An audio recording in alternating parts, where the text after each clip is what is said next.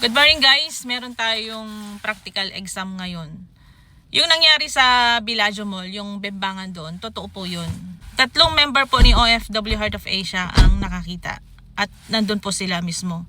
Yung member po ni OFW Heart of Asia na yon is mga taxi driver. Sila yung hinihingan po namin ng tulong. Pag may mga kasambahay na umalis sa bahay ng amo, hinahatid sa polo, tapos may mga pamilya na gustong bisitahin sa hospital.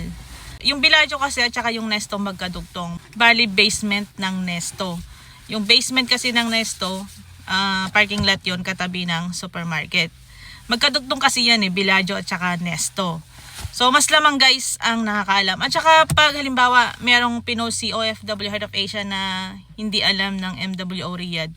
Yung MWO Riyadh sila mismo ang kumokontak sa amin. Tapos binibigay namin yung impormasyon. Tulad na lang ng isang OFW na hindi nila alam. So kinukuha nila yung impormasyon. Sila na mismo ang kumokontak kay OFW at nabibigyan nila ng agarang tulong. Kaya sana mga kababayan, konting ingat lamang po. Kung may pagkita po kayo sa inyong mga jowa, ng mga itik, wag po kayong gagawa ng hindi maganda. Lalo na kung nasa public place po kayo at labag sa batas kung saan bansa man kayo naroon. Kaya yung mga nasa Pilipinas po, kung meron kayong pamilya na nagtatrabaho bilang isang kasambahay sa Riyadh, kung hindi nyo na makontak, baka isa na sila sa nahuli ng pulis dahil tumakas sa kanilang employer.